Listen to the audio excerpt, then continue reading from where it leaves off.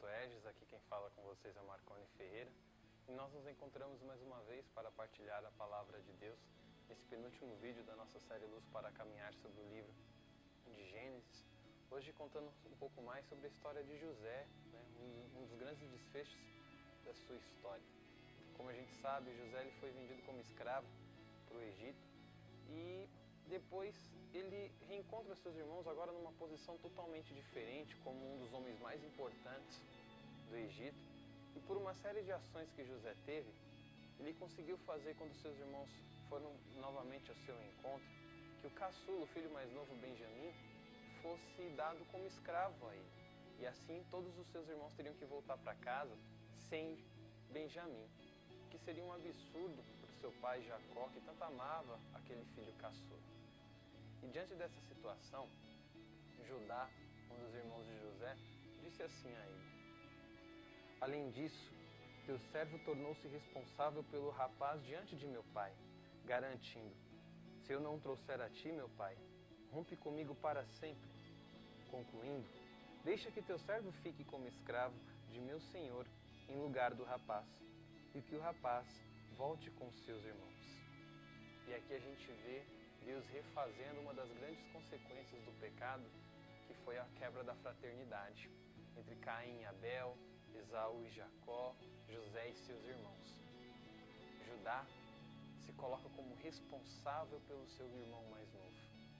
E tão responsável a ponto de dizer a seu pai: olha, eu me coloco como escravo no lugar deste teu filho, eu aceito ser expulso desta família, eu aceito perder o direito de herança se eu não trouxer o teu filho de volta, se eu não for de fato responsável por ele.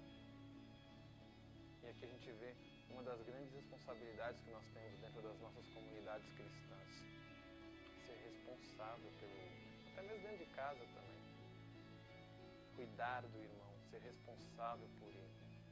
Você tem sido responsável pelos irmãos que o Senhor te dá, por aqueles que fazem parte do seu movimento, da sua comunidade, do seu grupo? Até que ponto você está disposto a cuidar e a zelar por esse irmão? Você tem sido como Judá, disposto a perder, disposto a ser visto como escravo, como um renegado, mas com a consciência de que você foi responsável, de que você cuidou do seu próximo, que você cuidou do seu irmão? Esse é o primeiro pedido que Deus faz para nós. E logo depois disso, José não se contém e dá-se a revelar aos seus irmãos, que até então não tinham percebido que aquele homem era José. E ali no capítulo 45, no versículo 5, José diz: não fiqueis tristes, nem vos pese ter me vendido para cá, porque para salvar vidas, Deus me enviou à frente. E olha que bonito. José, ele reconhece que tudo aquilo que ele passou, ser vendido como escravo, ser dado como morto, tudo aquilo foi uma ação de Deus para que lá na frente a sua família fosse salva. Muitas vezes a gente não percebe quando as coisas vão dando errado na nossa vida, que foi justamente o caminho que a gente foi tomando por conta desses erros, por conta desses defeitos, por conta dessas coisas que deram errado, que fez com que a gente chegasse onde a gente chegou.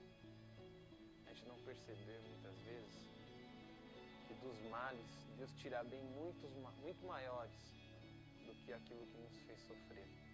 Por isso tenha certeza, irmão, se você passa por um momento, se no futuro você vier a passar por momentos em que você se vê como José no fundo do poço, vendido, sem nada, escravo da vida, das pessoas, de relacionamentos, do emprego, seja lá do que for, permanece firme em Deus, vai adiante, porque Deus é capaz de fazer com que aquilo que nos nossos planos, nos nossos projetos, fazer com que aquilo que na nossa cabeça deu errado, nos leve a vivenciar maravilhas que os olhos não viram, que o coração não sentiu, que o ouvido não ouviu, que ninguém foi capaz de imaginar. Porque é isso que Deus tem preparado para cada um de nós. E depois disso, José ele despede os seus irmãos para que vá buscar seu pai Jacó. E ele distribui uma série de alimentos e bens para que eles façam a viagem de ida e de volta. E a Benjamim ele dá mais, porque Benjamim era mais querido. E ele dá um conselho para seus irmãos: olha, não briguem pelo caminho, que é o que a gente vê no capítulo 45, no versículo 24. Não brigueis pelo caminho.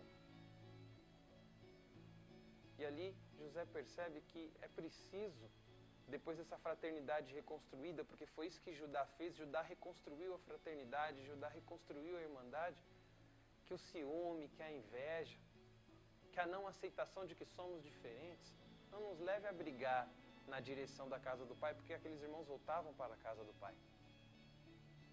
E José sabia que eles podiam brigar ali no caminho por conta disso.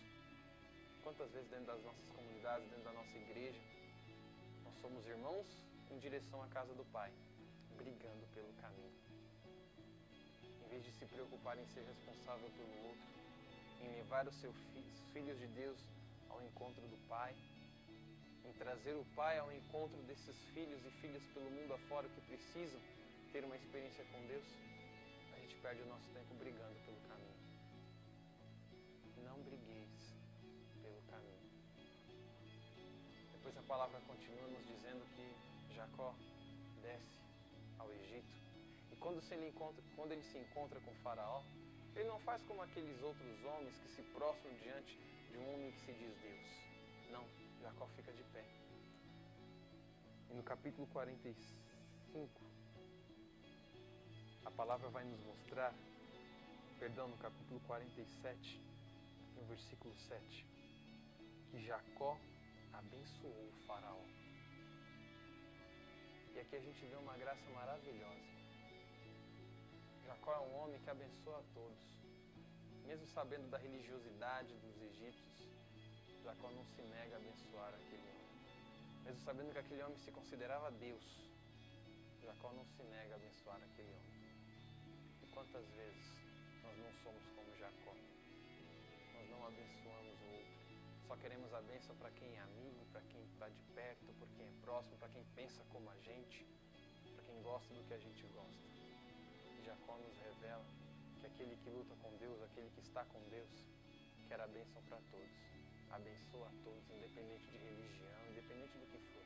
A bênção é para todos. Sejamos como Jacó, que abençoemos, que queiramos o bem, que desejemos o bem a todos, não somente para quem nos interessa. Aqui a gente vê a postura de um Jacó que se refez, que voltou a ser Israel.